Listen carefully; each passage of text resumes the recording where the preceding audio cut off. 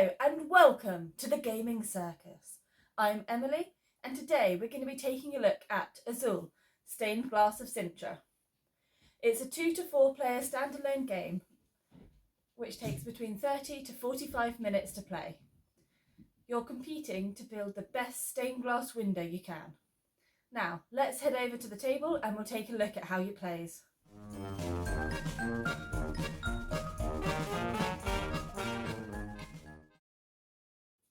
Okay, so here's Azul set up for 2 players.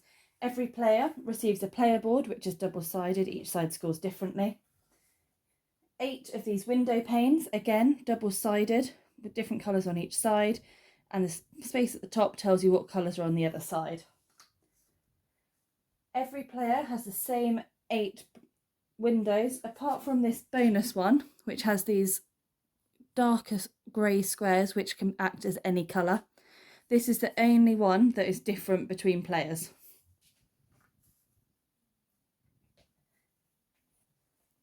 When you set up the window panes randomly, so every player's window will look different.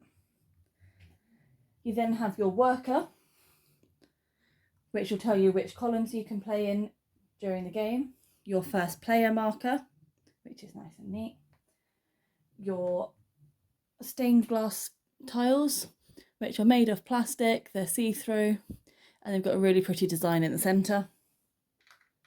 Your factories, which are these circular tiles, and on the back, if you're colourblind, they've got a neat little method of telling which colour each tile is, based on the symbols.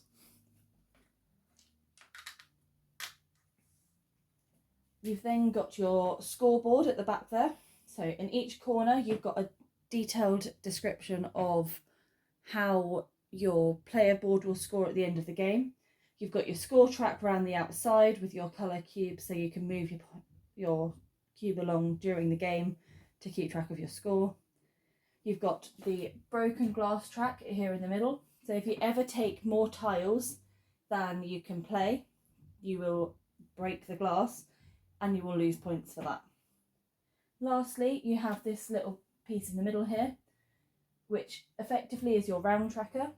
Each round there is a bonus tile. If you manage to complete a window with that colour tile in, you'll score 1 bonus point for every tile of that colour that you get to score.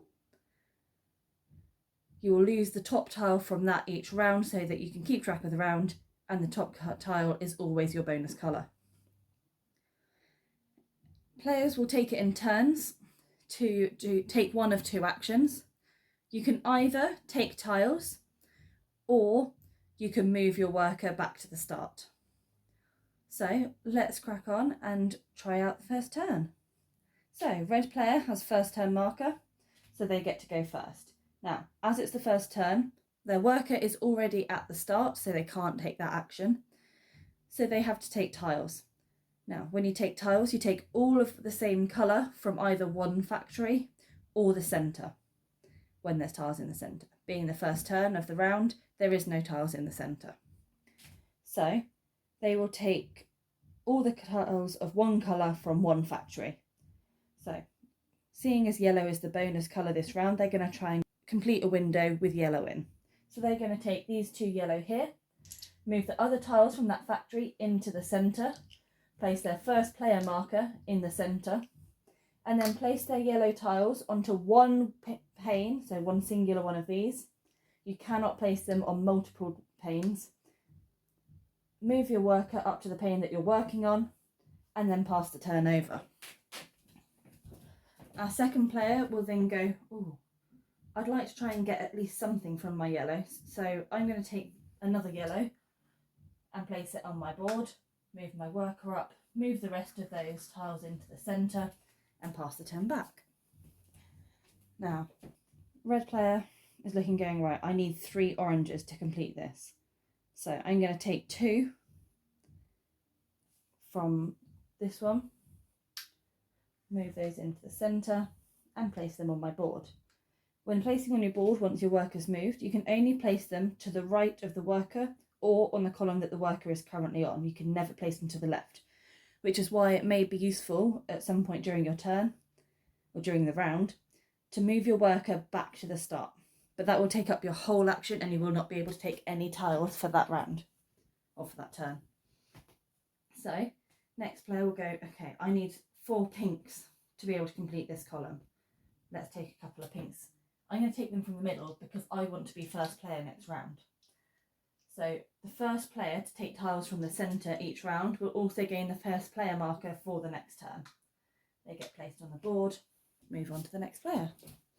So red player's now like, right, I only need 1 more tile, 1 more orange in order to be able to complete my window.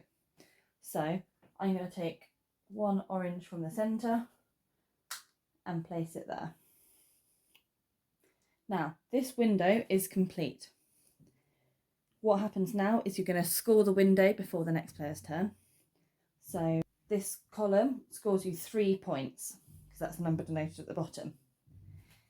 If you'd already scored a couple of window panes already, if you had any window panes complete, you would also score the points for those again.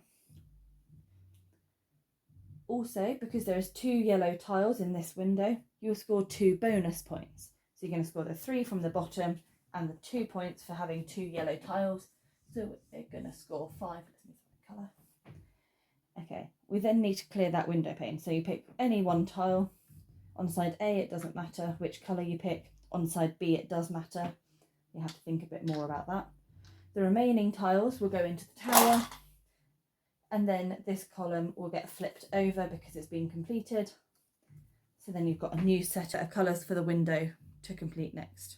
Once you've completed a window pane twice, you'll then remove that column from the board entirely because it's been fully completed. You have another tile down here, so there's no more points you can get from that. Play continues in this way until all the tiles from the factories in the centre have been taken, and that will end the round. You will keep going until you've completed your 6th round, by which point all of these will have gone. You then score your final points from your player board, depending on which side you've chosen, A or B. And the player with the most points at the end of the game is the winner. So that is how you play Azul Stained Glass of Sintra. Let's head back to the sofa and we'll find out what I think of it. So there we have it, that's how Azul plays. I absolutely love this game. The tiles are of a really nice weight, the boards are an excellent quality, and it's an easy to learn game. The player board has 2 different sides which score differently, A and B. If I'm perfectly honest, I'm not a big fan of side B. It's a lot more tactical, it requires a different playstyle, and it's more complex to score. It requires you to think more about where you're going to place your tiles, how they're going to help you score better, which colours you need in your scoring board. And it doesn't flow quite as nicely in my opinion, but I enjoy playing it more for fun than to be tactical. So if you just want to play it for fun, side A is perfect for you. But if you do want that more tactical element in the game, then you're going to love side B. All in all, I think it's a fantastic game for 2, 3, 4 players. It's great for beginners and experienced gamers alike, and it's reasonably priced. It's one that I will definitely be playing again. I hope you've enjoyed this video. If you did, please like and subscribe, give us that thumbs up, and I'll be catching you soon. Thanks for watching. Bye!